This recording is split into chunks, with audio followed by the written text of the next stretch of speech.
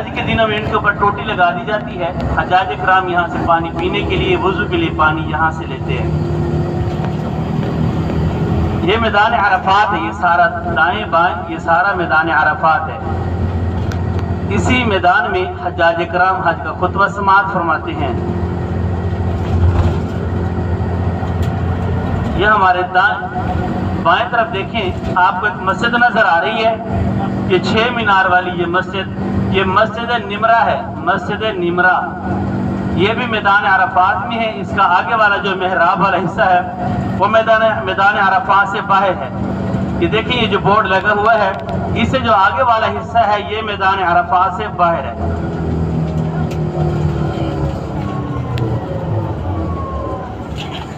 یہ مسجد نمرہ ہے. اس مسجد میں حج کا خطبہ ہوتا ہے. اسی مسجد میں ہی حج کا خطبہ ہوتا ہے. امام صاحب جب خطبہ دینے کے لیے آتے ہیں تو حدود عرفات کی حدود میں رہ کر حج کا خطبہ اطاع فرماتے ہیں.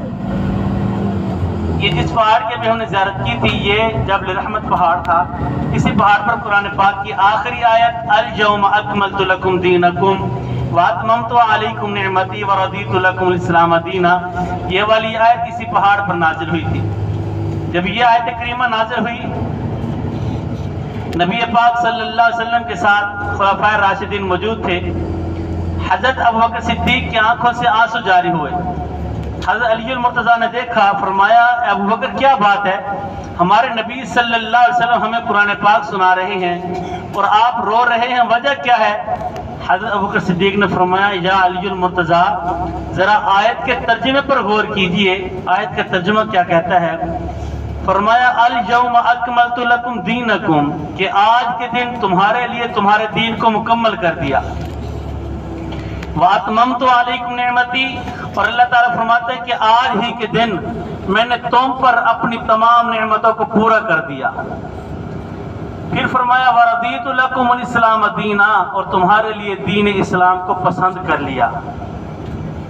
تو اے علی، جب اللہ رب العزت نے ہمارے لیے دین اسلام کو پسند کر لیا، اپنی تمام نعمتوں کو آج ہی کے دن ہم پر پورا کر دیا اور آج ہی کے دن اپنے دین کو ہم پر مکمل کر دیا، پھر مجھے لگتا یہ ہے کہ ہمارے نبی صلی اللہ علیہ وسلم ہم سے رخصت ہونے والے ہیں، ہم سے جدا ہونے والے ہیں. جب دین مکمل ہو گیا، اللہ رب العزت نے اپنی نعمتوں کو پورا کر دیا اور دین ہمارے لیے پسند کر لیا گیا، پھر مجھے لگتا یہ ہے کہ ہمارے نبی صلی اللہ علیہ وسلم ہمیں چھوڑ کر اپنے خالق کے حقیقی کے پاس جانے والے ہیں، اس دار فانی سے چلے جانے والے ہیں.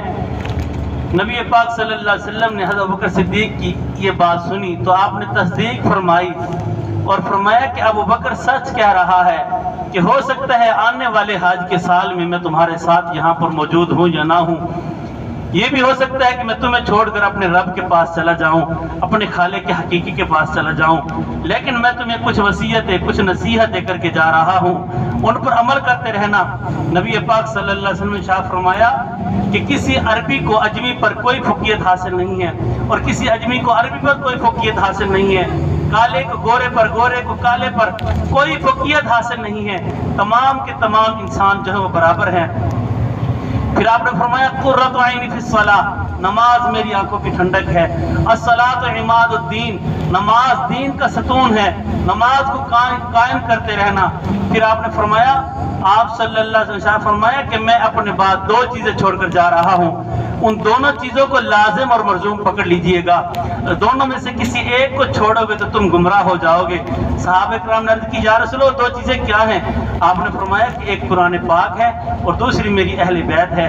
اگر قرآن پاک کو لوگے اور اہل بیت کو چھوڑ دو گے پھر بھی تم گمراہ ہو جاؤ گے، اہل بیت کو لوگے اور قرآن پاک کو چھوڑ دو گے پھر بھی تم گمراہ ہو جاؤ گے. بہتر یہ ہے کہ دونوں چیزوں کو لازم اور ملزوم ساتھ ساتھ لے کر چلو گے تو کامیاب ہو جاؤ گے. یہ ہمارے نبی صلی اللہ علیہ وسلم کی زندگی کا آخری خطبہ تھا. میرے نبی نے فرمایا کہ قرۃ عینی فی الصلاۃ، نماز میری آنکھوں کی ٹھنڈک ہے. پھر فرمایا الصلاۃ معراج المومنین، نماز مومنین کی معراج ہے. کسی نبی کو آرے کے نیچے معراج ہوئی، کسی نبی کو عرش بری پر معراج ہوئی، کسی نبی کو چوتھے عرش پر معراج ہوئی، اور کسی نبی کو چھری کے نیچے معراج ہوئی، کسی نبی کو مچھلی کے پیٹ میں معراج ہوئی، اور کسی نبی کو کنویں میں معراج ہوئی. ہمارے نبی صلی اللہ علیہ وسلم کی جب معراج کی باری آئی تو اللہ رب العزت نے عرش معلیٰ پر بلا کر اپنا معراج کروایا، اور پھر میرے نبی صلی اللہ علیہ وسلم فرمایا کہ مومنین کی معراج کیا ہے؟ الصلاۃ معراج المومنین، جو مومنین کی معراج ہے وہ نماز میں ہے۔ تو ہمیں بھی چاہیے کہ ہم بھی